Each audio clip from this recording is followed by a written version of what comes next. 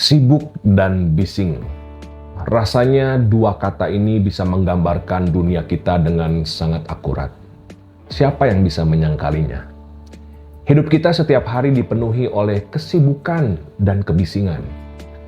Kita terbiasa bertanya ke orang lain, lo lagi sibuk apa sih sekarang?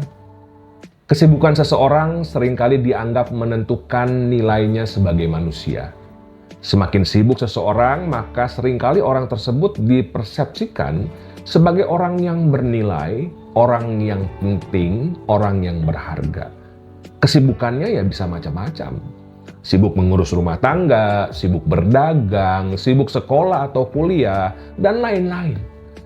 Kesibukan dianggap memberikan makna kepada hidup seseorang. Itulah sebabnya banyak orang berusaha mencari kesibukan demi memaknai hidupnya. Selain sibuk, bising. Disadari ataupun tidak, hidup kita pun penuh dengan kebisingan.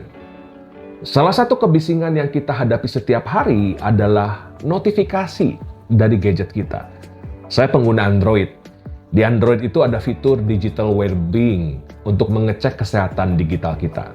Di sana kita bisa cek penggunaan gadget kita secara terperinci. Nah, saya pernah cek berapa notifikasi yang masuk ke handphone saya setiap hari. Saya cukup shock. Waktu saya cek, rata-rata per hari ada 2.000-an notifikasi hanya dari WhatsApp saja. Belum lagi dari yang lain-lain, dari Instagram, Tokopedia, dan aplikasi-aplikasi lainnya. Itu baru kebisingan dari handphone. Belum lagi dari sumber-sumber lainnya. Saya rasa saya gak sendirian. Betapa bisingnya kehidupan kita. Ketika hidup kita sedemikian sibuk dan bising, kita jadi seperti seekor burung yang tanpa sengaja masuk ke rumah orang. Lalu ketika kita sadar kita ada dalam rumah orang, kita jadi panik. Burung ini akan terus terbang ke sana, ke sini, berusaha cari jalan keluar. Tabrak tembok, tabrak lemari, tabrak kaca jendela, tabrak pintu kamar mandi. Bingung, di mana jalan keluarnya?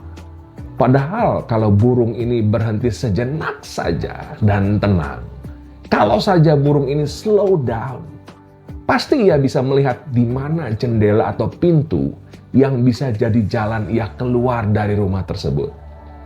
Saudara-saudara, ketika hidup kita sedemikian sibuk dan bising, kita sering jadi kehilangan arah.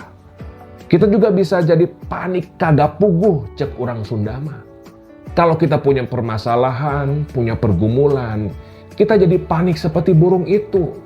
Kita jadi panik tabrak sana, tabrak sini tanpa bisa menemukan jalan keluar. Padahal kalau saja kita berhenti sejenak dan menenangkan diri, kalau saja kita slow down, kita pasti akan menyadari hidup kita aman di tangan Tuhan. Tuhan senantiasa menyertai kita. Tuhan akan menuntun kita selangkah demi selangkah. Tuhan yang menunjukkan jalan keluar kepada kita. Kitab suci mencatat di tengah kesibukan dan kebisingan hidupnya, Yesus menyempatkan untuk pergi ke tempat yang terpencil untuk berdoa. Markus 1 ayat 35 mencatat, pagi-pagi benar waktu hari masih gelap, ia bangun dan pergi keluar. Yesus pergi ke tempat yang terpencil dan berdoa di sana. Saudara, kalau kita perhatikan perikop sebelum dan sesudahnya, kehidupan Yesus sangat sibuk dan bising. Di tengah semua kesibukan dan kebisingan ini, Yesus mengambil waktu untuk slow down. Ia menyendiri, berdiam diri dalam ketenangan untuk bersekutu dengan Bapanya dalam doa. Kalau Yesus sang juru selamat saja memerlukan slowing down, apalagi kita. Di tengah segala kesibukan dan kebisingan hidup kita, ambillah waktu untuk slowing down, melambat, bahkan berhenti untuk bersekutu dengan Tuhan. Disinilah kita akan merasakan penyegaran. Disinilah kita akan mengalami kekuatan. Disinilah kita akan menemukan petunjuk dari Tuhan. Selamat slowing down. Tuhan memberkati.